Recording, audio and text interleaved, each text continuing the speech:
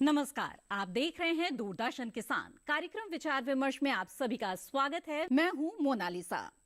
हमारे देश में किसान खेती किसानी के लिए मोटे तौर पर मौसम पर काफी निर्भर रहते हैं, लेकिन विडंबना ये है कि कई बार इन्हीं किसानों को मौसम की मार झेलनी पड़ जाती है।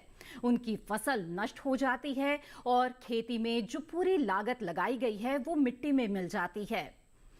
लेकिन समय बदल रहा है और मौसम में जो बदलाव हो रहे हैं उसके जरिए किसानों के सामने जो संकट आते थे, अब किसान उन संकटों का सहर्ष सामना करने के लिए तैयार है, क्योंकि उनके पास आधुनिक तकनीक का साथ है।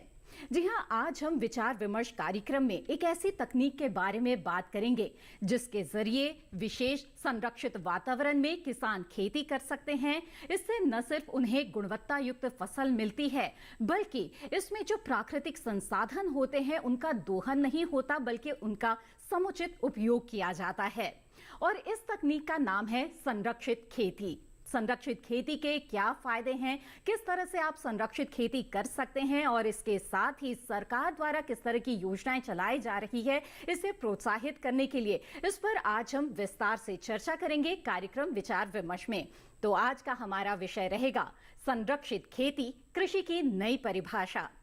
इस विषय पर बातचीत के लिए और संरक्षित खेती की बारीकियों को समझाने के लिए हमारे साथ बेहद ही खास मेहमान यहाँ पर जुड़े हुए हैं। तो आइए आपका परिचय करा दे। हमारे साथ डॉक्टर पीके सिंह हैं, जो कि प्रधान वैज्ञानिक है IRI पूसा नई दिल्ली में। इसके साथ ही हमारे साथ इस वक्त जुड़े हुए हैं श्री संदीप पुरी, जो कि संरक्षित खेती से जुड़े हुए उद्यमी हैं। इनसे भी हम इसकी बारीकियों के बारे में समझेंगे। और हमारे साथ एक प्रगतिशील किसान मौजूद है, श्री कमलेश चौधरी, जयपुर से ताल्लुक रखते हैं और किस तरह से संरक्षित खेती को इन्होंने अपनाया और क्या लाभ इन्हें मिल रहा है, इसके बारे में विस्तार से जानेंगे। आप तीनों का बहुत बहुत स्वागत है इस कार्यक्रम में। धन्यवाद। तो विचार विमर्श कार्यक्रम में हम चर्चा की शुरुआत करें, इससे पहले आइए नजर डाल लेते हैं संरक्षित खेती से जुड़ी एक रिपोर्ट पर।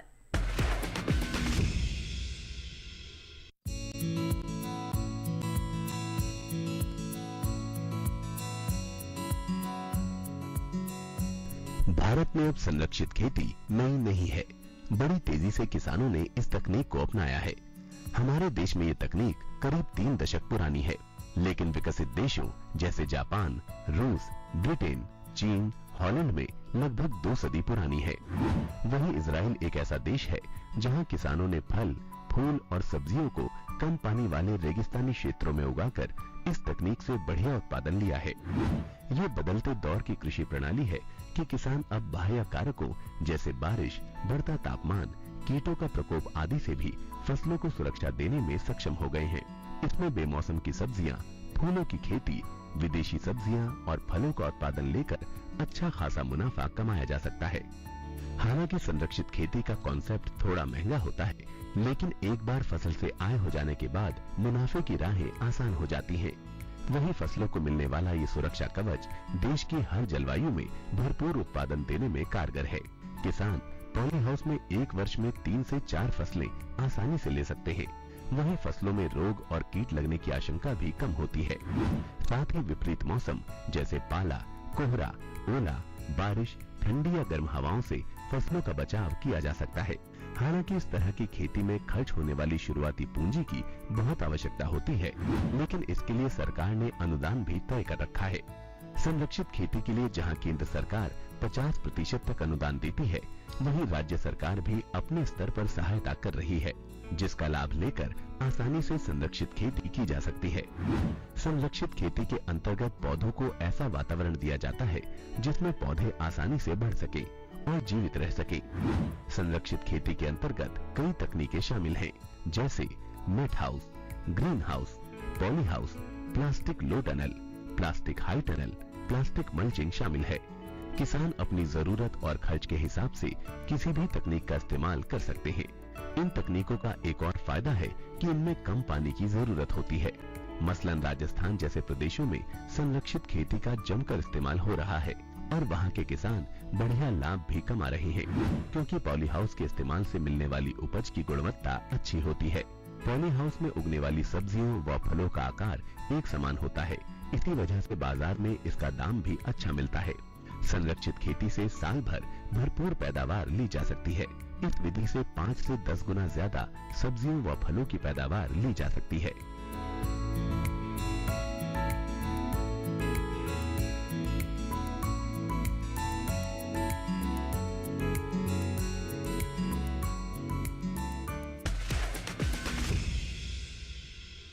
जी हाँ, तो रिपोर्ट आपने देखी और जाना कि संरक्षित खेती क्या है और इसके फायदे क्या है। इसके बारे में आइए विस्तार से यहाँ पर चर्चा करते हैं। तो डॉक्टर पीके सिंह, सबसे पहले मैं आपका रुख करना चाहूंगी और जानना चाहूंगी कि संरक्षित खेती की हम बात कर रहे हैं, तो आज के समय में जब हम देख रहे हैं कि किस तरह से जलवायु परिवर्तन हो रहा है और किसानों के सामने किस तरह की चुनौतियां आ रही है, इस बीच संरक्षित खेती किसानों के लिए किस तरह से बेहद ही कारगर एक तकनीक साबित हो रही है। जी मोनालिसा जी, आपने बिल्कुल ठीक कहा। जैसे कि परिवेश बदल रहा है, जलवायु परिवर्तन हो रहा है, उसमें संरक्षित खेती एक बहुत महत्वपूर्ण भूमिका निभा रहा है और आगे भी निभा सकता है।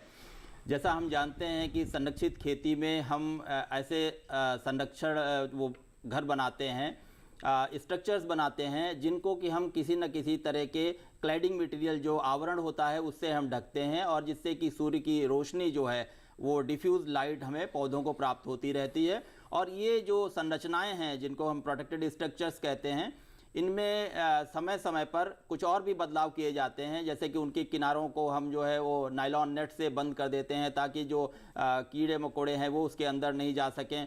तो जो क्लैडिंग मटेरियल होता है इसकी एक बहुत महत्वपूर्ण भूमिका इसमें होती है। और ये विभिन्न तरह के हमारे संरक्षित गृह होते हैं, इनमें कम लागत वाले और ज़्यादा लागत वाले दोनों होते हैं। और जो किसान भाई हैं अपनी जो उनकी क्षमता है खर्च करने की, उसके हिसाब से इनमें से इनको चुन सकते हैं। बिल्कुल। तो क्या क्या विकल्प होते हैं किसानों के पास इन संरचनाओं के लिए और उनकी क्या खासियत होती है, इसके बारे में विस्तार से जानेंगे। लेकिन आइए यहाँ पर रुक करते हैं संदीप पुरी जी का। संदीप जी, जो उद्यमी होते हैं वो सबसे पहले जो है समय की मांग को भांप जाते हैं, इसीलिए वो इनोवेटर्स होते हैं। इसलिए आपसे हम समझना चाहेंगे कि जो संरक्षित खेती की हम बात कर रहे हैं, इसकी अहमियत को आज की तारीख में आप किस तरह से देखते हैं? धन्यवाद मोनालिसा जी आपके क्वेश्चन के लिए।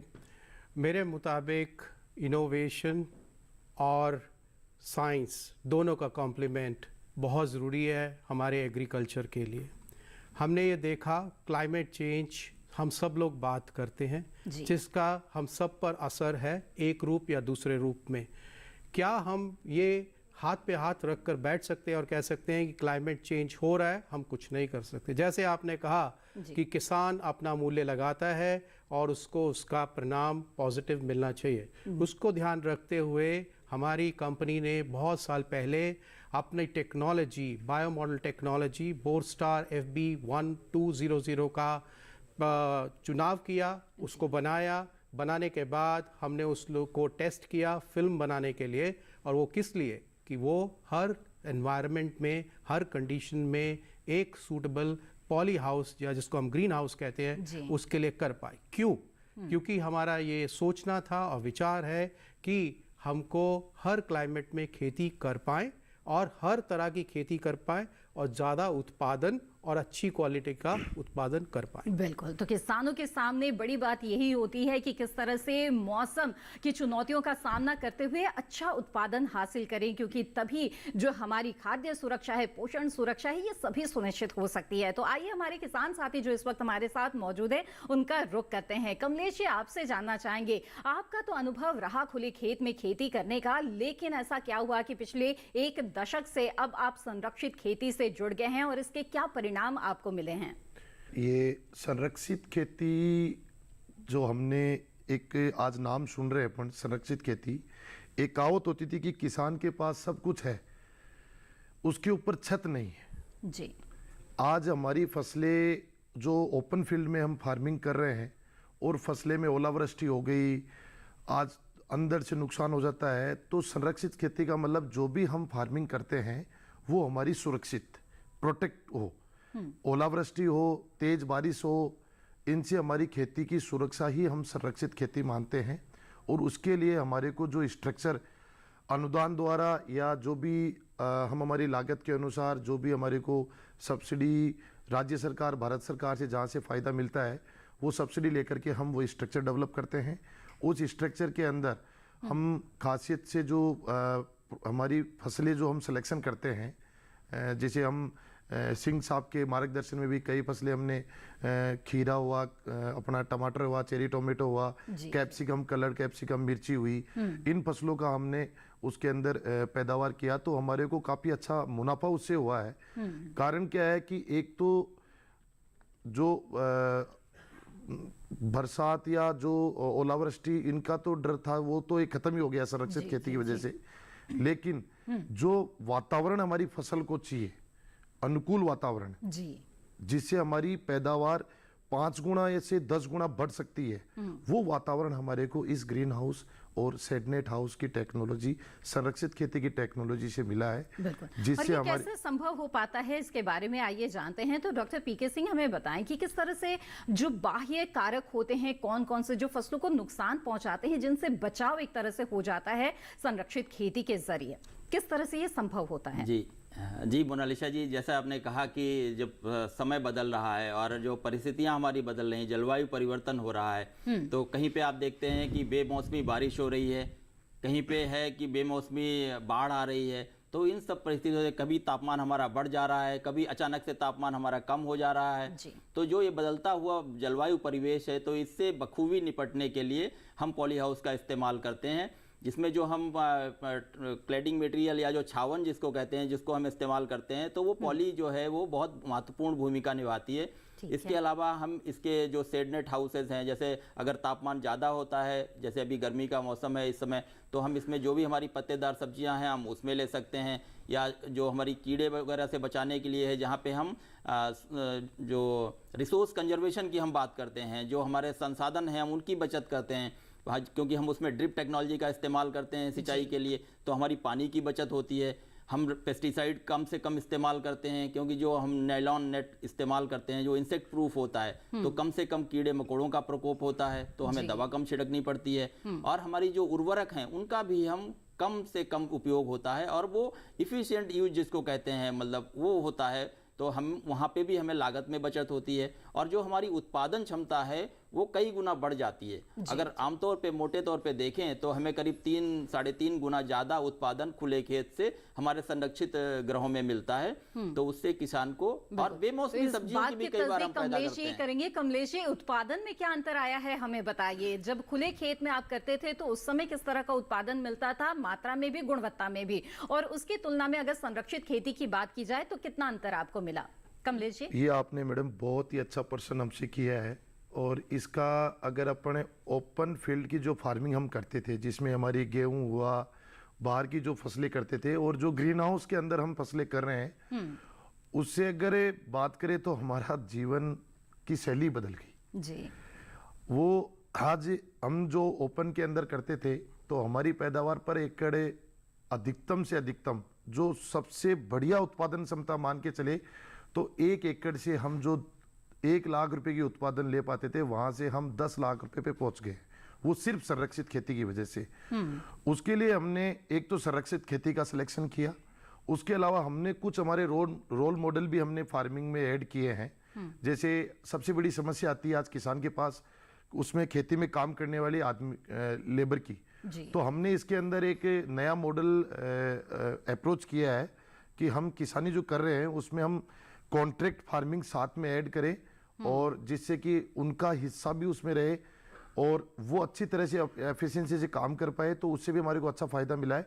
और ओपन फील्ड से और इसमें जो हम फार्मिंग कर रहे हैं संरक्षित खेती में, मैडम 10 गुना तक हमारे को इसमें फायदा मिला है जी। सब्जियों की क्वालिटी बहुत अच्छी होती है, उनके रेट हमारे को अच्छे मिलते हैं। पानी की आज सबसे बड़ी समस्या है, स्पेशली हम राजस्थान से हैं, तो हमारे राजस्थान में तो पानी की बहुत ही ज्यादा कमी है। तो पानी की कमी की वजह से हम जो ग्रीन हाउस लगाते हैं, उस ग्रीन हाउस के ऊपर पॉलीफिल्म लगाते हैं, तो जो भी बरसात का पानी होता है उसको हमने जल स्रोत बना रखे हैं, रेन हार्वेस्टिंग स्ट्रक्चर, हम उसमें एकत्रित कर लेते हैं और उसी पानी को हम ग्रीन हाउस के अंदर देते हैं। ठीक है, बिल्कुल। तो पानी की जो बचत है वो हो जाती है अगर आप पॉली हाउस के जरिए खेती करते हैं तो, और ड्रिप इरिगेशन जो है उसमें एक बहुत बड़ी भूमिका निभाता है। बहरहाल बातचीत को यहाँ पर संदीप जी आपकी तरफ मोड़ते हुए मैं जानना चाहूंगी कि किसान जो है इस तकनीक को तभी अपनाएंगे जाहिर तौर पर जब उन्हें फायदा नजर आएगा। हालांकि कमलेश जी की बातों से जाहिर है उन्हें काफी फायदा इससे हो रहा है। तो प्रोडक्ट अगर अच्छा होगा यानी उत्पादन अगर अच्छा होगा तब जाहिर तौर पर उन्हें भाव भी मार्केट में अच्छे मिलेंगे। तो क्या अनुभव आपका रहा है इतने दिनों में कि किस तरह का प्रोडक्ट मिलता है किसानों को अगर वो जो संरक्षित खेती है इसे अपनाते हैं तो? हमारा पिछले कुछ सालों के वर्क के साथ, इंस्टीट्यूट्स के साथ, फार्मर्स के साथ हमने देखा है जो प्रोडक्टिविटी है, जिसको उत्पादन, वो लगभग 15 से 20% बढ़ा है जी। कुछ किसान भाइयों ने हमें यहाँ तक बोला है कि 30 से 40% बढ़ा है। सबसे बड़ी बात यह है कि वो कई बार खेती कर सकते हैं। जो पहला अनुभव था कि वो एक क्रॉप लगाएंगे और वेट करेंगे, अब इससे टोटल जो समय चाहिए खेती उत्पादन करने के लिए वो भी कम हुआ है। तो उससे उनकी जो खेती करने की काबिलियत है वो और बढ़ गई है। बिल्कुल।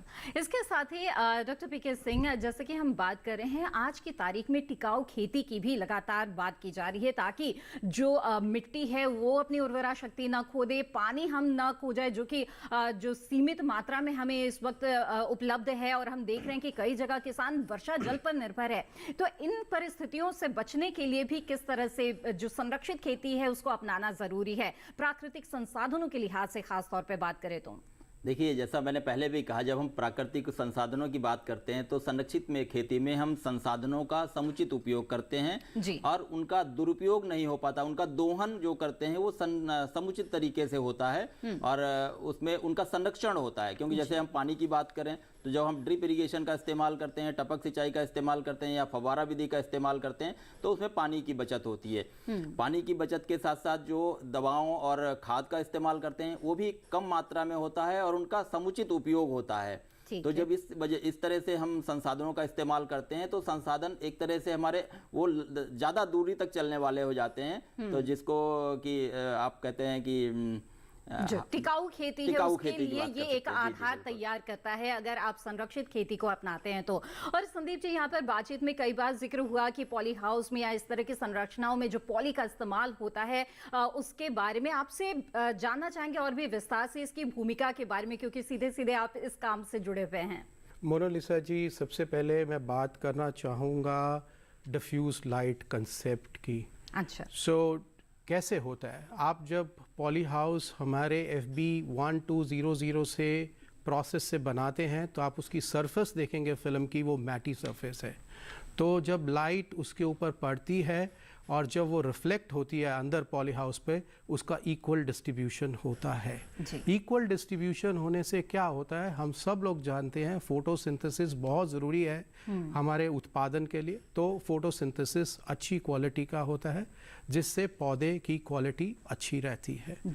उसके अलावा हमारा जो मटेरियल है वो टेम्परेचर, नॉर्मल टेम्परेचर और लो टेम्परेचर पर भी वैसा ही काम करता है ताकि जब हवा तेज चलती है तो ये पॉली हाउस जो है स्टेबल रहता है और हर मौसम और हर वातावरण का जो है सामना कर सकता है।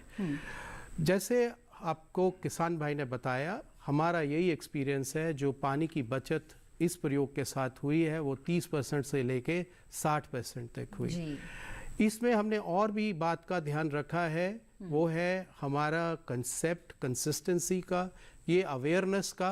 हम इसका किसान को भी बताते हैं, इसका हम कन्वर्टर्स को भी बताते हैं ताकि ये अवेयरनेस सिर्फ एक मैन्युफैक्चरिंग कंसेप्ट बनकर नहीं रह जानी चाहिए, ताकि ये एक मास मूवमेंट होना चाहिए जिसके लिए हम ये प्रयास कर रहे हैं। बिल्कुल। तो किस तरह से आपका ये प्रयास जारी है और इसके बारे में हम विस्तार से चर्चा करेंगे। डॉक्टर पीके सिंह, इस बीच आपसे जानना चाहेंगे हम संरक्षित खेती के बारे में कुछ और बातें। जब संरक्षित खेती करते हैं तो जैसे कि हमारा देश है वो कई तरह के एग्रोक्लाइमेटिक जोन्स में बटा हुआ है, तो क्या किसी भी क्षेत्र में, किसी भी तरह के कृषि जलवायु क्षेत्र में इसे अपनाया जा सकता है? इसके साथ ही कौन कौन सी फसलें होती है जो ज्यादा कारगर होती है या सफलतापूर्वक उगाई जा सकती है इसमें, इसके बारे में भी बताएं। जी मोनालिसा जी, बहुत अच्छा सवाल पूछा आपने।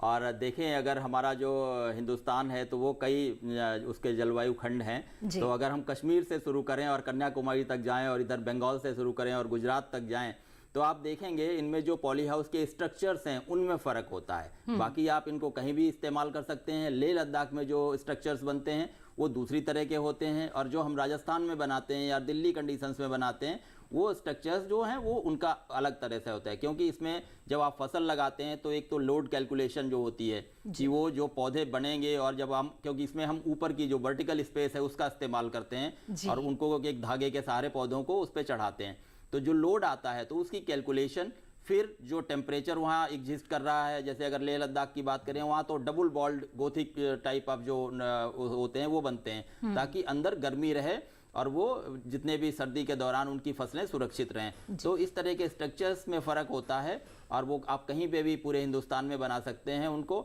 लेकिन जो उनका डिजाइन है वो फ़र्क होता है। पहाड़ों पे अगर हम उत्तराखंड की बात करें या नॉर्थ ईस्टर्न स्टेट्स की बात करें तो वहाँ पे इनके साइज छोटे हो जाते हैं, लेकिन उनका समुचित उपयोग वहाँ पे भी हो रहा है, चाहे उत्तराखंड हो, चाहे हमारा हिमाचल प्रदेश है या हमारे पूर्वोत्तर के राज्य हैं, सब जगह पे लोग पॉली हाउस या संरक्षित खेती से फ़ायदा ले रहे हैं। जी संदीप जी, यहाँ पर आपसे जानना चाहूंगी कि क्या इसके लिए जो मटेरियल्स होते हैं वो भी अलग अलग तरह के होते हैं, अलग अलग जगहों के लिए या अलग अलग ज़रूरतों के लिए? हमने जो ये मटेरियल जिसकी बात मैंने चर्चा पहले की, FB 1200 एक ऐसा मटेरियल है जो हर वातावरण में पॉली हाउस बनाने के लिए बहुत अच्छा मटेरियल है। तो आपको ये बताते हुए मुझे खुशी हो रही है कि जहाँ से हमारे किसान भाई हैं जयपुर में 900 हमारे ग्रीन हाउसेस हैं वहाँ पे, और उसकी आपने सुना, चर्चा सुनी कि कैसे है। इसी तरह हमारे ग्रीन हाउसेस वेस्टर्न पार्ट में भी हैं। तो हम आपको ये कह सकते हैं कि हमारा जो मटेरियल है वो हर वातावरण के लिए कंड्यूसिव या सूटेबल है। बिल्कुल, तो अलग अलग क्षेत्रों में कार्य चल रहे हैं इसका इस्तेमाल करते हुए, और उसके अच्छे परिणाम भी मिल रहे हैं। कमलेश जी, यहाँ पर आपसे मैं जानना चाहूंगी कि बताइए आप किस तरह का जो संरक्षित खेती है उसे आपने अपनाया है, किस तरह की संरचना है और इसमें किस तरह से सफलता मिली, जानकारी कहाँ से आपने हासिल की इसके बारे में? मैडम, संरक्षित खेती के लिए हमने परंपरागत जो खेती कर रहे थे तो हमने शुरुआत की बाहर की ड्रिप इरिगेशन के हॉर्टिकल्चर डिपार्टमेंट में हम गए। जी जी। हमारे को वहाँ से ड्रिप इरिगेशन और मल्चिंग सीट के जानकारी मिली। हमने मल्चिंग सीट और ड्रिप से खेती उगाना चालू किया। तभी हमने कहीं पे मॉडल देखा कि ये जो एक पूरा संरक्षित रूप में ये ढांचा है जी, ये ढांचा है क्या और इसके अंदर क्या फसलें होती है। जब हम वहाँ देखने गए हॉर्टिकल्चर डिपार्टमेंट में ट्रेनिंग सेंटर में लगा हुआ था, तो हमने वो फसल देख के हमारा मन ही हो गया कि ये जो हमने देखा है ये काम हमारे खेत पे करेंगे जी। और हमने तत्काल निर्णय लेके विभाग से जानकारी लेकर के अनुदान भी इस पे सरकार का हमारे को अच्छा सहयोग मिला है। हमने सरकार में अनुदान के लिए उसकी एप्लीकेशन सबमिट की और हमने ग्रीन हाउस लगाए। ग्रीन हाउस लगाने के बाद में उसकी जो रेगुलर ट्रेनिंग वगैरह है वो हमारे को वहाँ से मिलती रही है। और यहाँ पूसा में भी हम आए हैं तो सिंह साहब के मार्गदर्शन भी हमारे को मिला है इसमें कि कैसे इसमें फार्मिंग करे, क्या इसमें आप टेक्निकल और चीजें उपयोग करेंगे तो पैदावार आपकी बढ़ेगी, कौन सी वैरायटीज आप लगाएंगे। और प्रगतिशील किसान होने की निशानी है कि जहां भी आपने अच्छी चीज देखी और उपयोगी चीज देखी उसके बारे में तुरंत जानकारी हासिल की और उसे अपने खेतों में भी अपनाया। तो हमें उम्मीद है कि जो किसान साथी हमारे इस कार्यक्रम को आज देख रहे हैं वो जरूर इसकी खूबियों को समझेंगे और अपनाएंगे। बातचीत हमारी जारी रहेगी संरक्षित खेती के बारे में, लेकिन फिलहाल वक्त हो गया एक छोटे से ब्रेक का। आप बने रहें दूरदर्शन किसान पर।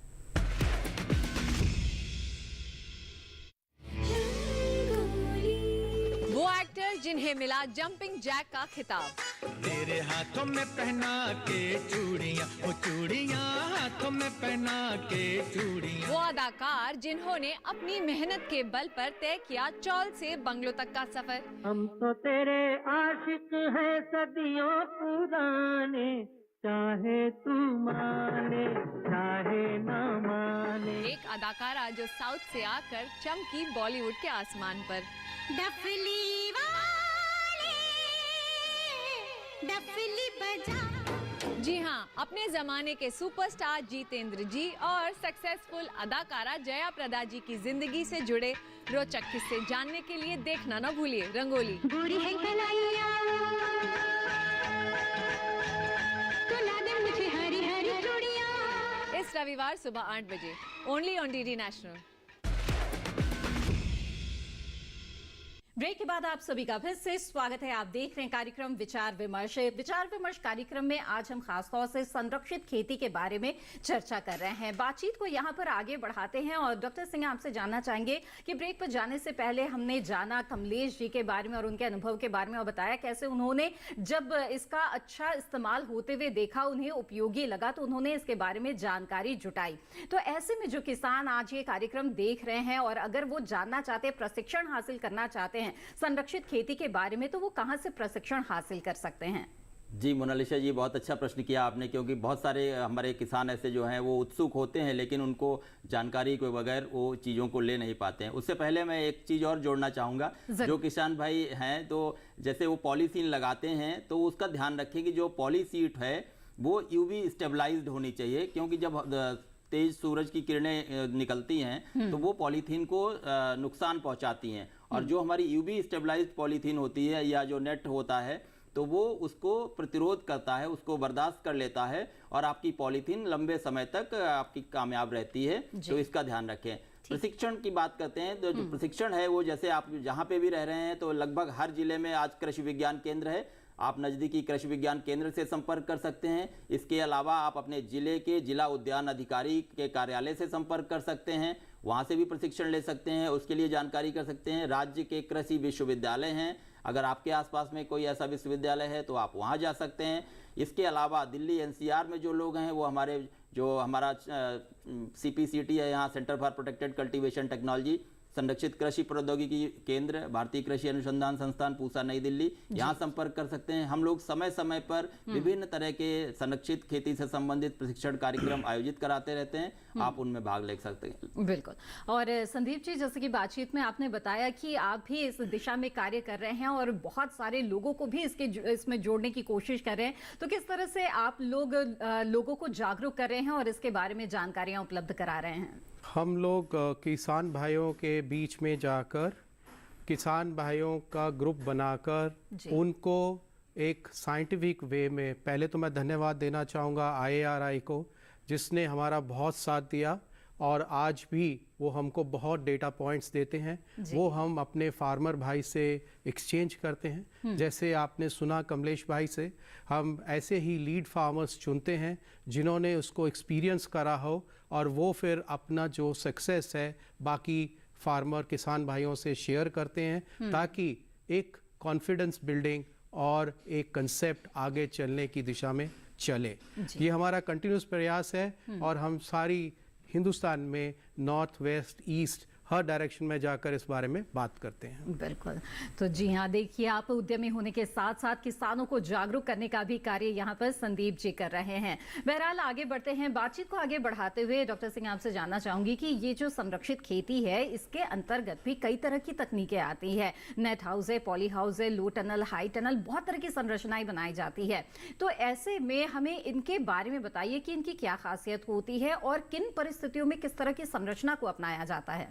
जी मोनालिसा जी, जैसे आपने बहुत सही प्रश्न किया ये कि कौन से स्ट्रक्चर्स किस चीज़ पे काम आते हैं और किस टाइम पे इनको इस्तेमाल करना चाहिए जी। जो किसान भाई संरक्षित खेती में नए आना चाहते हैं तो मैं कहूँगा कि उनको सबसे पहले लो टनल्स इस्तेमाल करनी चाहिए। लो टनल्स ऐसी एक तकनीक है जो सबसे कम पैसे में उसको आप अपना सकते हैं और अगेती खेती कर सकते हैं। जैसे आप छप्पन कद्दू या लौकी तरोई किसी की फसल करना चाहते हैं और आप नवंबर महीने में हैं तो आप अपनी पौध लगा सकते हैं या पौध बना सकते हैं और उन लो टनल्स का इस्तेमाल करते हुए आप अपनी फसल उगा सकते हैं। खुले खेत में अगर आप वो फसल उगाएंगे तो वो पाले उसको सताएगा, पाले से फसल मर जाएगी आपकी और फसल की बढ़वार नहीं होगी। लेकिन जब आप लो टनल्स का इस्तेमाल करते हैं तो पौधा बढ़वार करता रहता है और जैसे ही सामान्य तापक्रम होता है तब आप उन लो टनल्स को हटा देते हैं। ये 20 माइक्रोन की एक पॉलीथीन होती है जिसको इन्वर्टेड यू ऐसे रॉड्स होती हैं उनके ऊपर हम लगा लेते हैं।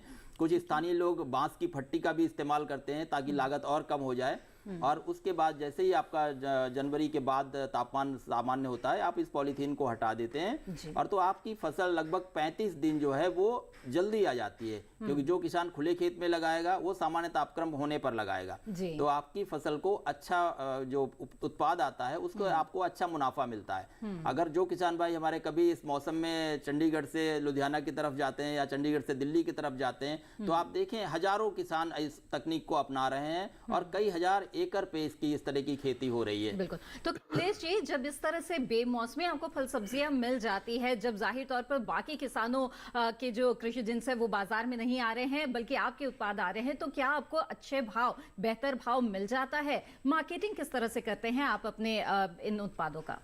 ये मार्केटिंग का मैडम ऐसा है कि हमारी जो संरक्षित खेती के अंदर जो हम फसलें उगा रहे हैं जी जी, उसमें हमारी एक तो संरक्षित का मतलब कि बाहर से जो इंसेक्ट का अटैक है वो नहीं होता। ठीक है इंसेक्ट का अटैक नहीं होगा तो एक तो पेस्टिसाइड्स के यूज कम होंगे जी, वो हमारा लागत भी कम होती है और उनका यूज भी कम होता है। बिल्कुल। तो डेफिनेट जो हम अंदर उगा रहे हैं उनकी क्वालिटी बाहर वाली फसलों से बहुत अच्छी क्वालिटी होती है। जब हमारा प्रोडक्ट मंडी में जाता है, हमारे नियरेस्ट जो भी मंडियां हैं वहां तक हम माल पहुंचाते हैं और वो माल हमारा जाते ही कस्टमर वहां से सबसे पहले प्रायोरिटी देता है उसको। कारण उसका ये है कि वो एक तो दिखने में बहुत अच्छा है और प्रोटेक्टेड कल्टीवेशन संरक्षित उसमें अपना किया हुआ है, ठीक है। तो डेफिनेट उसकी क्वालिटी अच्छी होती है। तो वो हमारी को रेट जो है वो ओपन फील्ड से करीबन 2 गुना रेट मिलती है। फसलें आई हुई होती है उससे ज्यादा भाव किसानों को मिल जाता है जी, संरक्षित खेती में।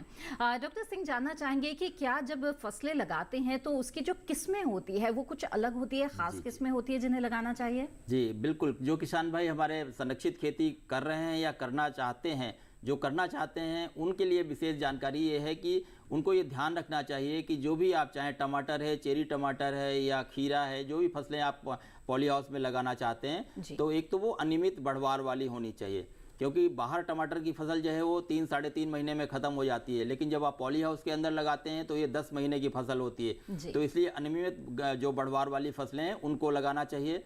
जैसे हमारे भारतीय कृषि अनुसंधान संस्थान की कई प्रजातियां हैं, इसमें हमारा पूसा रक्षित है, एक ये संकर किस्म है, इसको ले सकते हैं आप। हमारा पूसा प्रोटेक्टेड 1 एक प्रजाति है, आप उसको ले सकते हैं टमाटर में। इसके अलावा चेरी टमाटर की हमारी पूसा चेरी 1 है, पूसा चेरी गोल्डन चेरी 2 है, ये पीले रंग की किस्म है, इसको आप ले सकते हैं। इसके अलावा जो कम लागत वाले स्ट्रक्चर्स हैं, जैसे जो नेट हाउसेज वगैरह हैं, तो उनके लिए हमारी एक किस्म है पूसा प्रसंस्कृत, आप उसको लगा सकते हैं, या पूसा कॉकटेल टोमेटो। ये टमाटर चेरी और बड़े टमाटर के बीच का है, तो इसलिए इसकी और बहुत अच्छी पैदावार देने वाला है, तो इनको आप इस्तेमाल कर सकते हैं। इसके अलावा देखें, अगर आप खीरे की फसल करते हैं तो जो खुले खेत में खीरे की फसल लगती है उसको आप उसके अंदर ना लगाएं, पॉली हाउस के अंदर, क्योंकि वहां परागण की व्यवस्था नहीं होती है। इसलिए या तो उन किस्मों को लगाएं जो स्वपरागित हैं, या फिर जो पार्थेनोकार्पिक वैरायटीज हैं या हाइब्रिड्स हैं उनको लगाएं। ठीक है। तो इसके लिए हमारी, लेकिन इसके साथ ही डॉक्टर सिंह जानना चाहूंगी कि जो नमी है, तापमान है और तमाम तरह की चीजें जो हैं वो संरक्षित वातावरण में उगाई जाती है, इसलिए इनकी फिक्र उतनी नहीं होती है, लेकिन इसके बावजूद भी क्या कुछ खास सावधानियां हैं जिन्हें बरतनी जरूरी है? जी बिल्कुल।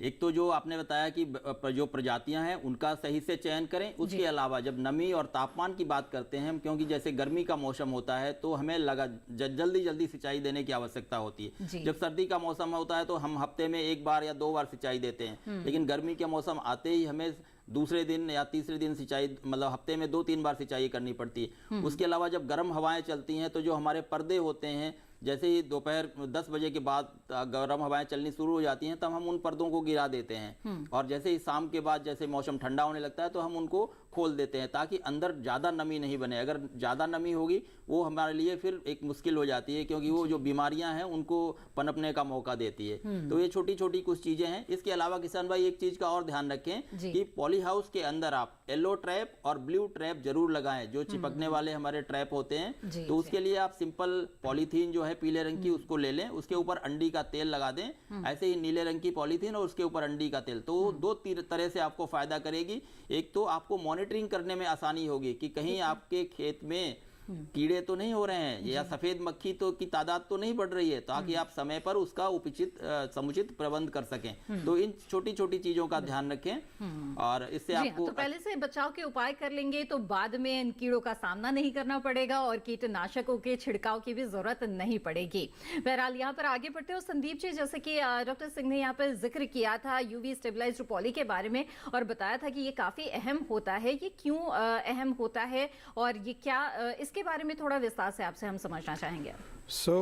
हमारी तरफ से जब हम इस प्रोडक्ट को मैन्युफैक्चर करते हैं तो मैंने आपको पहले भी जिक्र किया था कि हम परफॉर्मेंस, और आपने मुझसे क्वेश्चन पूछा था हमारा जो ये प्रोडक्ट है कि हर क्लाइमेट के लिए अलग अलग है, एक है, तो हम अपने प्रोडक्ट को इस रूप से बनाते हैं कि वो हर क्लाइमेट के लिए सूटेबल हो। जब हम क्लाइमेट की बात करते हैं नेचुरली हमको देखना पड़ता है क्या टेम्परेचर रहेगा, क्या कंडीशन रहेगी, उसके मुताबिक हमारे मटेरियल का, उसीलिए मैंने बायो मॉडल टेक्नोलॉजी की रेफरेंस दी थी, उसीलिए बोरस्टार का नाम यूज़ किया था। एक पूरा प्रोसेस है जिसमें हम इसको बनाते हैं ताकि वो जो रिक्विजिट परफॉर्मेंस है पॉली हाउस की एक्सट्रीम कंडीशंस में वो मीट आउट करे। जी बिल्कुल। आप कुछ मॉडल्स के बारे में यहाँ पे बता सकते हैं पॉली हाउस के, जिन्हें आप लोग खास तौर पे देख रहे हैं कि जिसके परिणाम अच्छे निकल के आ रहे हैं, अच्छे रिजल्ट्स देने वाले हैं। हमने अभी जैसे आपको एक उदाहरण दिया कि जयपुर के पास में 900 पॉली हाउसेस हैं, इसी तरह हमारे पूना नासिक बेल्ट में हैं और दोनों में बहुत अलग अलग किस्म की फसलें हैं। जो पूना नासिक में फ्लावर्स हैं ज़्यादा, और जहाँ पे आप देखते हैं कि जयपुर में सब्जियाँ ज़्यादा हैं। तो ये एक और तरीका है अपने किसान भाइयों तक मैसेज पहुंचाने का कि आप कुछ भी इसके अंदर उत्पादन कर सकते हैं, जैसे सिंह साहब ने बताया, प्रिकॉशन लेते हुए। सो वैरायटी बहुत है इसके अंदर में, और इसको हम यदि सोच के समझ के विचार से करेंगे तो बहुत आगे जाया जा सकता है। बिल्कुल। आगे बढ़ते हैं यहाँ पर, और डॉक्टर सिंह हमें बताएं पॉली हाउस में खेती के दौरान और किन किन बातों का ध्यान रखना जरूरी है अच्छे उत्पादन के लिए, खास तौर पे अगर उर्वरकों के इस्तेमाल की बात की जाए तो उनका इस्तेमाल किस तरह से किया जाता है? जी, जब हम उर्वरकों की बात करते हैं तो सबसे पहले, क्योंकि हम इसमें ड्रिप सिंचाई का इस्तेमाल करते हैं, तो जब आप खेत की तैयारी करते हैं तो आप खेत में जो ह्यूमस है उसकी मात्रा पर्याप्त होनी चाहिए। उसके अलावा जो भी घुलनशील उर्वरक हैं हम उनका इस्तेमाल करते हैं। तो मुख्यतः हमारे पास चाहे वो NPK इफ़को का है या दूसरी कंपनीज़ का है, तो हम उसको इस्तेमाल करते हैं, क्योंकि इफ़को सबसे ज़्यादा आसानी से उपलब्ध हो जाता है। तो उसका चाहे 18-18-18 का ग्रेड है NPK या 19-19-19 का ग्रेड है, हम उसको ले सकते हैं। उसके अलावा जो भी हम, ये तो मुख्य तत्व हो गए, इसके अलावा माइक्रो न्यूट्रिएंट्स की भी बहुत आवश्यकता होती है। और जब गर्मी का मौसम आता है तो इनकी कमी साफ दिखने लग जाती है। तो इसलिए किसान भाई समय समय पर माइक्रो न्यूट्रिएंट्स का भी इस्तेमाल करते रहें। उसके लिए भी कई तरह के माइक्रो न्यूट्रिएंट्स हैं। हमारा जो बागवानी अनुसंधान संस्थान बेंगलोर है, उनका भी एक माइक्रो न्यूट्रिएंट मिक्सचर आ सकता है, आप उसको भी ले सकते हैं। इफ़को भी से भी ले सकते हैं, या किसी और भरोसेमंद दुकान से जिसको आप जानते हो वहाँ से उस चीज़ों को ले सकते हैं। इसके अलावा गर्मी के मौसम में एक चीज़ का ध्यान रखें, जो हमारे इस समय टमाटर की फसल है उसमें पीछे की तरफ से जहाँ फूल ख़त्म होता है वहाँ से सड़न शुरू हो जाती है, तो वो कैल्शियम की मुख्य कमी होती है। तो इसलिए किसान भाई जब फूल आता है तब से थोड़ी सी ध्यान रखें कि उसमें कैल्शियम नाइट्रेट का प्रयोग करते रहें खेत में समय समय पर, और जो छिड़काव हैं सूक्ष्म पोषक तत्वों के, उनके छिड़काव भी करते रहें, और इससे आपको अच्छी फसल होगी, अच्छी उत्पादकता आएगी और अच्छी गुणवत्ता युक्त आपको फसल प्राप्त होगी। बिल्कुल। कमलेश जी, आपका भी हम जानना चाहेंगे कि किस तरह से आप फसल प्रबंधन करते हैं अपने पॉली हाउस में, किस तरह से पोषक तत्व प्रबंधन करते हैं और कीट रोग से बचाने के लिए किस तरह के उपाय आप अपनाते हैं? ग्रीन हाउस के अंदर हम हमारे फसल को बाहरी कीड़ों से और इनसे बचाने के लिए, एक तो क्या है कि हम हमारे ग्रीन हाउस को मैडम कहीं से खुला नहीं रखते हैं। ठीक है। कि कहीं से अगर वो खुला रहेगा, गलती से गेट खुला रह गया या कहीं से ग्रीन हाउस की साइड की सीट या नेट कहीं से डैमेज हो गई, तो वहां से इंसेक्ट अंदर जाने के चांसेस होते हैं, जिससे वो अंदर जाकर के उनकी मल्टीप्लाई बहुत ज़्यादा होती है उनकी संख्या। तो पहला तो हम यही काम करते हैं कि कम से कम हमारे ग्रीन हाउस को हम बंद रखे, गेट वेट खुले नहीं छोड़े ताकि डायरेक्ट इंसेक्ट बाहर का अंदर नहीं जाए। उसके अलावा दूसरा, जैसे सिंह साहब ने बताया था, येलो ट्रैप और ब्लू ट्रैप हम लगाते हैं, उस पे एरंडी का तेल लगा के, ताकि वो जो इंसेक्ट होता है वो उस पे चिपक जाता है, वो कलर को देख के आकर्षित होता है, हमारे को पता चल जाता है इसमें कौन सा इंसेक्ट का प्रभाव है। उसको देख करके हम उसका प्रिकॉशन, जो पेस्टिसाइड या जो हल्का जैसे नीम ऑयल हुआ, अच्छा, उनका हम स्प्रे कर देते हैं ताकि वो इंसेक्टिसाइड का अटैक हमारा कम से कम उस पे होता है और प्रभावी नहीं होता है। बहुत बढ़िया कमलेश जी, लेकिन 10 साल हो गए हैं आपको पॉली हाउस में खेती करते हुए, तो इस दौरान कभी किसी तरह की परेशानी आई आपके सामने और क्या किया ऐसे में आपने? मैडम 10 साल हो गए, 10 साल में परेशानी कुछ ही नहीं आई हमारे को।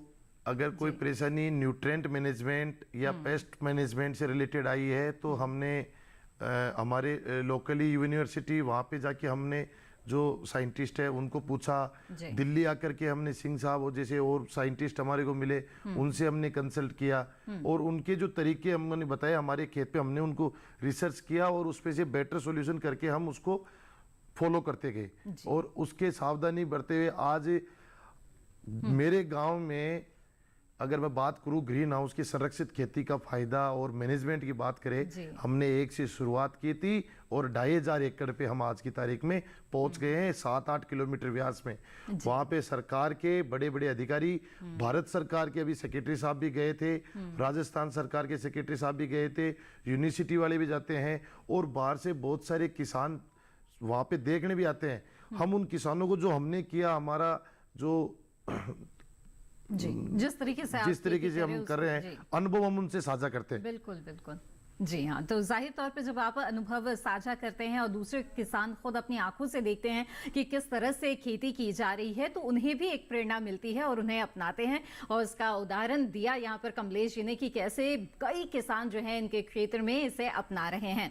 डॉक्टर सिंह, ऐसे में जानना चाहेंगे कि अगर किसान इसे अपनाना चाहते हैं तो इसमें शुरू में पूंजी की आवश्यकता जरूर होती है, तो ऐसे में सरकार की तरफ से किस तरह की योजना चलाई जा रही है जिनका लाभ किसान ले सकते हैं? देखिए, संरक्षित खेती में पूंजी की आवश्यकता तो होती है। अब कोई भी व्यवसाय शुरू करेंगे उसमें भी पूंजी की आवश्यकता होती है और भारत सरकार इसको पूरी तरह सहयोग दे रही है। इसमें हम भारत सरकार की तरफ से 50% अनुदान मिलता है। इसके अलावा विभिन्न राज्य सरकारें अपने अपने किसानों को 10 से लेकर 25% तक अलग से अनुदान देती हैं। तो वो किसानों को टोटल अनुदान अगर देखें तो 60 से लेकर 75% तक अनुदान किसानों को इस पर प्राप्त होता है। तो इसके लिए उनको किसानों को चाहिए, जो भी इच्छुक किसान हैं वो अपने जिले के जिला उद्यान अधिकारी से संपर्क करें, क्योंकि उनकी फाइल जो है वो वहीं से प्रोसेस होती है। बिल्कुल, तो सरकार द्वारा योजना चलाई जा रही है और इसका लाभ लिया जा सकता है और इसके जरिए आप संरक्षित खेती को अपना सकते हैं। इसके बारे में बातचीत हमारी यहाँ पे जारी रहेगी, लेकिन फिलहाल वक्त हो गया है एक और छोटे से ब्रेक का। आप बने रहें दूरदर्शन किसान पर। यहाँ हमारे शौहर नवाब वाजिद अली शाह का शासन है और उनके शासन में कोई घर या दुकान तोड़ नहीं सकता। You do not listen to your begging, or else it will lead to a war. आप अब नवाब नहीं रहे हजरत, हमारे अवध पर अब अंग्रेजों का राज। हमारी मानिए, जंग का ऐलान कर दीजिए। हमला! बहुत खुशियाँ इस वतन में हमें इस मिट्टी से जन्मे हैं, इस मिट्टी में मर जाएंगे।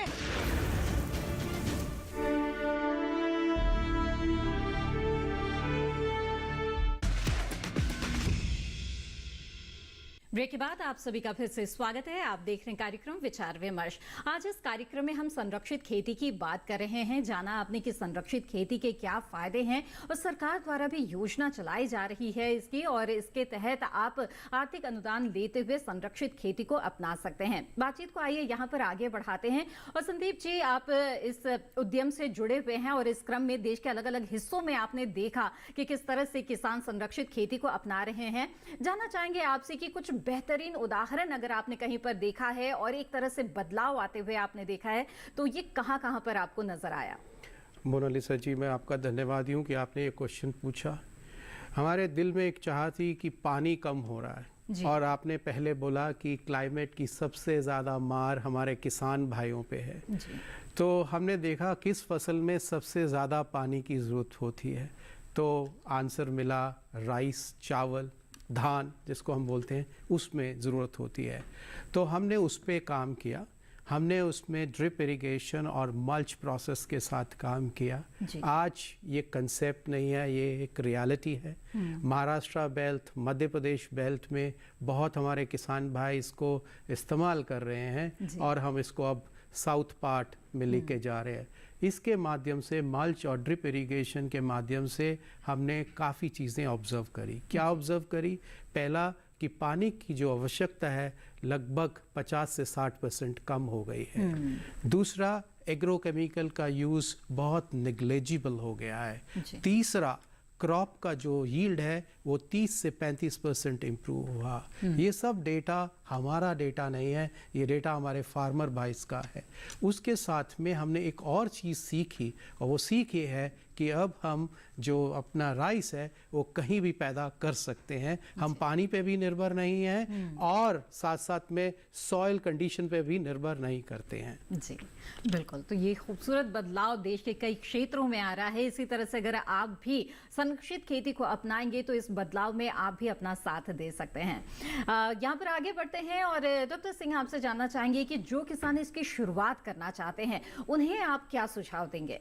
देखिए, जो लोग अभी इसके लिए सोच रहे हैं कि संरक्षित खेती में, तो पहले तो वो सरकार से अपनी फाइल को आगे बढ़ाएं। दूसरा, जिस जगह पे उनको बनानी है पॉली हाउस, उस जगह की मिट्टी और पानी की जांच करवाएं और पानी और मिट्टी की जांच उसके पोषक तत्वों के लिए या उसकी गुणवत्ता के लिए तो कराएं ही। उसके अलावा नेमेटोड जो है, एक ज़मीन में एक कीड़ा होता है जो हमें आँख से दिखाई नहीं देता, वो भी बड़ा नुकसान पैदा पहुंचाता है हमारे जो पॉली हाउस के किसान हैं, तो उसकी भी जांच अवश्य कराएं। और अगर उनकी ज़मीन उससे संक्रमित है तो वहाँ पे पॉली हाउस ना लगाएं, उससे दूसरी किसी साइट का सिलेक्शन करें। तो सबसे बड़ी तो ये। दूसरा, प्रशिक्षण अवश्य प्राप्त करें और प्रशिक्षण के लिए वो किसी भी, चाहे अपने कृषि विज्ञान केंद्र या जो भी नज़दीकी कृषि विश्वविद्यालय है या हमारा जो संरक्षित कृषि प्रौद्योगिकी केंद्र है उसको उसका को चुन सकते हैं, वहाँ से प्रशिक्षण ले सकते हैं। और जो प्रशिक्षण में इन चीज़ों का भी ध्यान रखें कि जो न्यूट्रिएंट मैनेजमेंट है, किस तरह से पोषक तत्वों का प्रबंधन करेंगे, प्रजातियाँ कौन सी लेंगे, और उस सबसे ज़्यादा महत्वपूर्ण है कि बाजार, क्योंकि आप पैदा तो कर लेंगे लेकिन उसके लिए उचित बाजार भी जरूरी है, तो इसलिए बाजार का भी सर्वेक्षण करें। के बारे में हम आपसे जानकारी लेने के लिए आएंगे, लेकिन इस बीच कमलेश जी को यहाँ पे शामिल करना चाहती हूँ, क्योंकि ये एक संरचना तैयार की जाती है संरक्षित खेती के तहत, तो ऐसे में इसका भी ख्याल रखना जरूरी है। उसके अंदर फसल की देखभाल तो करनी ही है। तो कमलेश जी बताएं कि जो संरचना है उसकी देखभाल किस तरह से की जाती है, उसकी मेंटेनेंस कैसे की जाती है ताकि वो लंबे समय तक चलता रहे। ये प्रश्न आपने बहुत ही अच्छा पूछा है। उसके लिए जो ग्रीन हाउस हम या सेडनेट हाउस हम बना रहे हैं तो कुछ समय के लिए तो जो कंपनियां बनाती है उनकी गारंटी भी उनकी होती है, लेकिन उसके साथ साथ में हमारे को खुद किसानों को, जैसे हवा आ गई तेज, उस टाइम हमारे को पर्दे बंद करने हैं, कर्टेंस गिराने हैं, नेट वगैरह बंद करनी है ताकि हवा से वो डैमेज नहीं हो। तो इस तरह के हमारे को ध्यान रखने पड़ते हैं। और बाकी इसमें कम से कम नुकसान होता है, इतना ज़्यादा नुकसान नहीं होता अगर हम उसमें प्लास्टिक शीट जो हम लगाते हैं, लोहे के पूरे स्ट्रक्चर होता है, वो कहीं डैमेज नहीं होता। प्लास्टिक शीट जो हम लगाते हैं उसके ऊपर वो ही फटने के चांसेस होते हैं। तो हम किसान भाई प्लास्टिक शीट जो यूज़ करते हैं वो अच्छी क्वालिटी की यूज़ करते हैं, और ताकि वो कम से कम नुकसान हो उसके अंदर, और उसके कर्टेन का ध्यान रखना और इन चीजों का ध्यान रख करके ही हम उसमें कम से कम नुकसान पॉली हाउस में खेती कर रहे हैं तो इन बातों का ध्यान रखना भी जरूरी है।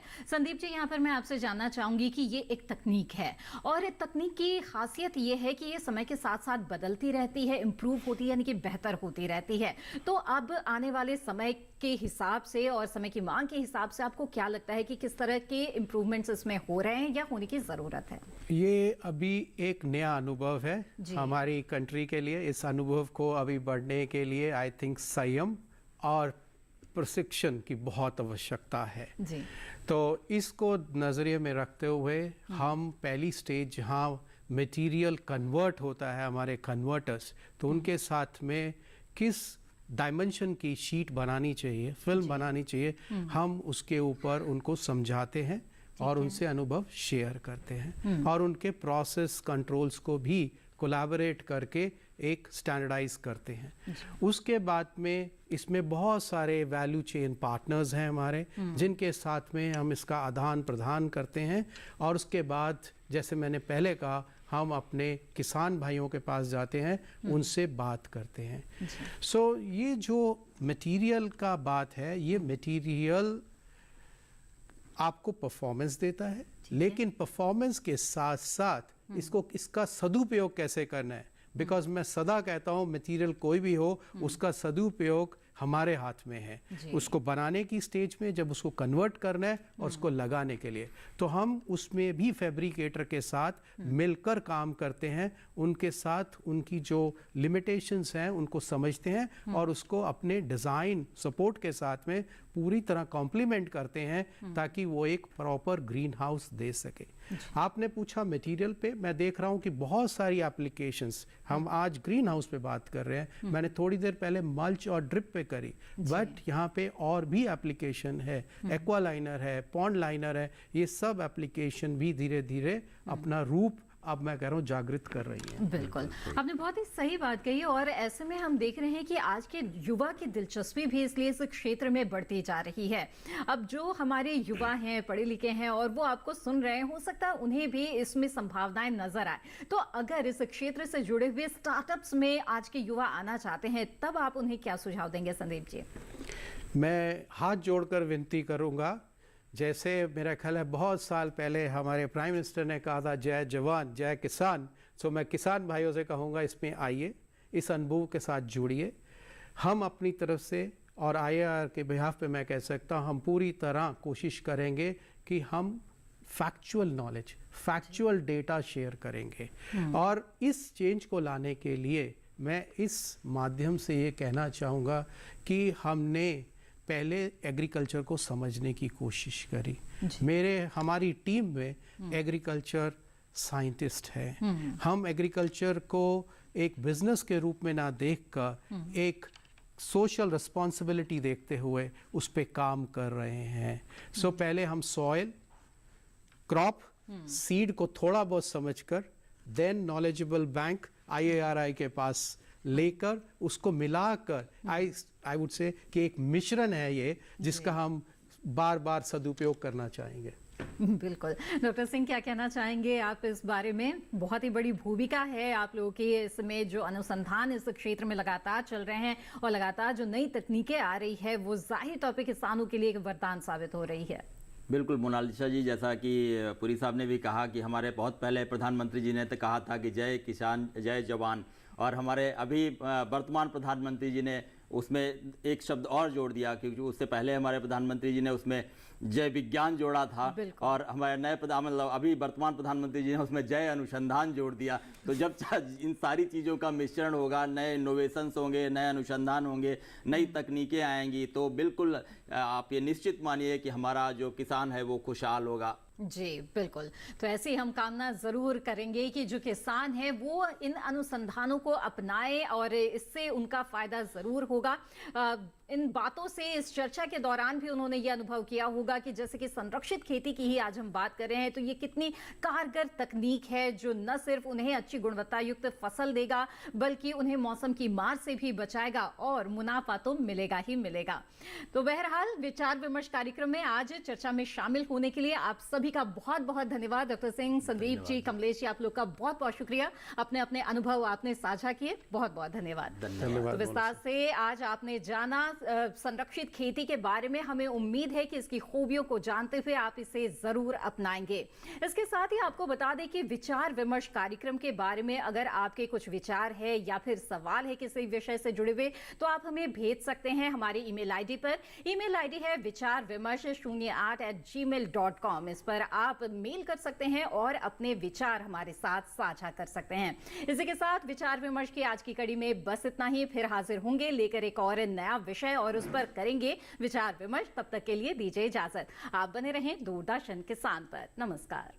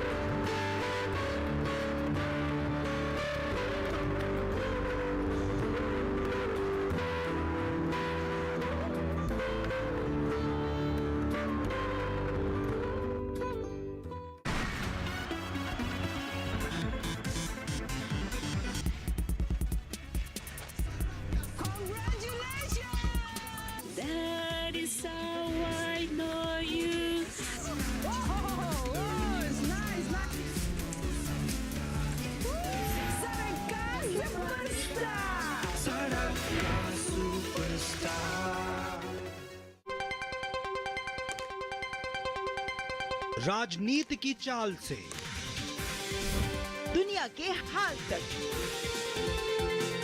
खेल के मैदान से किसान के खलियान तक, दिन भर की हर छोटी बड़ी खबर को समेटे खबर के हर किरदार को दिखाते हैं हम। डीडी न्यूज का प्राइम टाइम शो, सटीक और भरोसेमंद खबरें, खबर ही नहीं खबर का विश्लेषण भी, नए तेवर, नए कलेवर, नई धार और नई रफ्तार के साथ देखिए न्यूज नाइट हर रात 8 बजे सिर्फ डीडी न्यूज पर।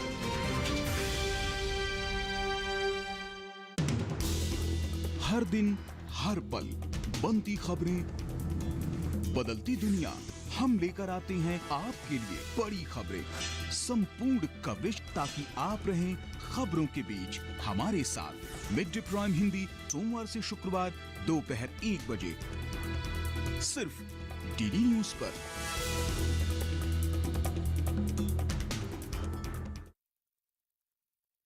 यूट्यूब देख रहे हैं, मैं हूं अशोक किरवा। कोई फैक्ट चेक करना चाहता है कि राज्यसभा में आज सदियों सवाल है।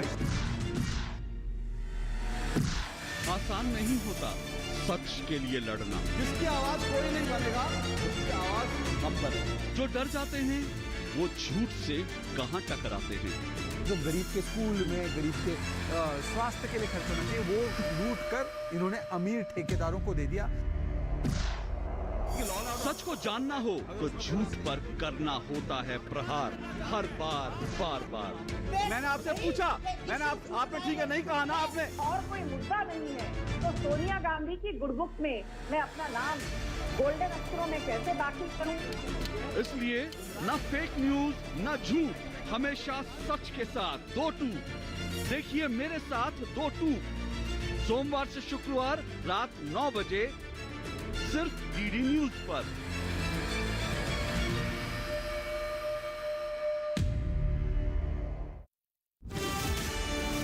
ये भूमि सर्वधर्म समभाव की भूमि है। काफिरों को उनकी औकात जरूर दिखाना। आस्था का मूल्य प्राणों से अधिक होता है लुटेरे। फिर मरने के लिए तैयार हो जाओ। रूल सिर्फ हमारे रिलीजन का है, उस इंडिया का नामो निशान को मिटा देंगे।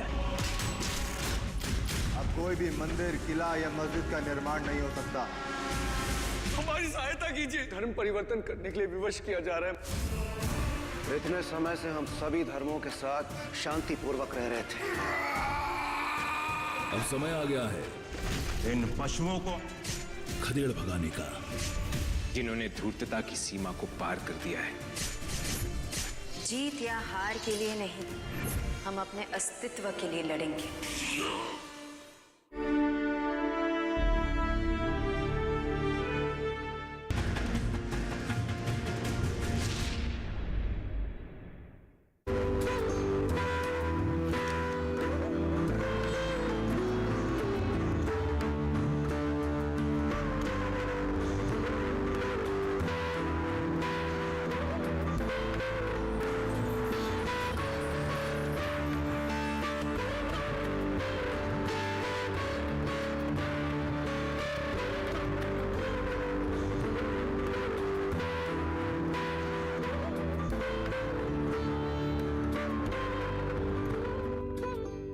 घर बैठे ही अपने स्मार्टफोन के जरिए बैंकिंग से लेकर उन सभी सरकारी योजनाओं और एप्स का इस्तेमाल करना सीख जाते हैं जो आपके कृषि विकास में तो मददगार है ही, साथ ही ये आपको बना देता है अप टू डेट किसान भी।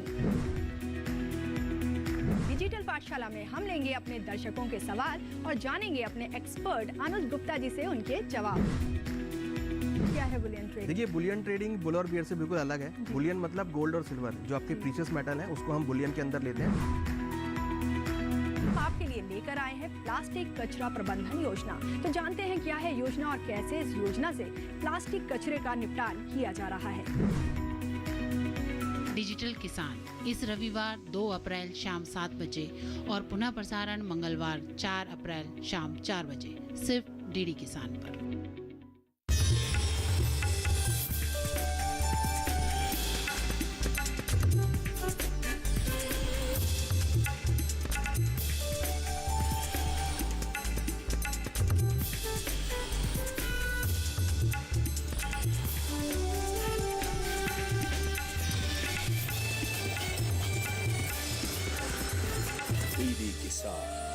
बदलते भारत की शान।